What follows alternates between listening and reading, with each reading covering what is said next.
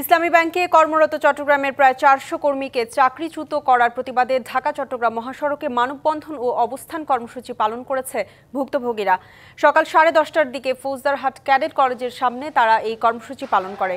বিক্ষোভকারীদের দাবি ২৭শে সেপ্টেম্বর ৫,৫০০ কর্মীকে চাকরিচ্যুতির পরিকল্পনার অংশ হিসেবে প্রহসনমূলক দক্ষতা মূল্যায়ন পরীক্ষা নেওয়া হয়। সে পরীক্ষা তারা বর্জন করে আন্দোলনে নামেন।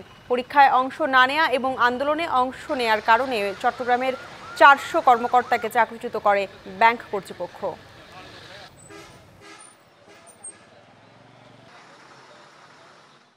ইসলামী ব্যাংক বাংলাদেশ পিএলসির ম্যানেজমেন্ট কোনো কিছু কর্ণপাত না করে ওনারা একটা প্রহসনের পরীক্ষা মঞ্চায়ন করেছেন এবং সেই পরীক্ষা আমরা বয়কট কেন করেছি সেই কারণে আমাদেরকে কিন্তু ৩০০ থেকে ৪০০ কর্মকর্তাকে টার্মিনেশন লেটার ধরিয়ে দিয়েছে কোনো নোটিশ ছাড়া, বিনা নোটিশে। আমাদের দাবি হচ্ছে আমাদের যে ভাইদেরকে টার্মিনেশন লেটার ধরিয়ে দিয়েছে অনতিবিলম্বে বিনা শর্তে তাদেরকে পুনর্বহাল করতে হবে।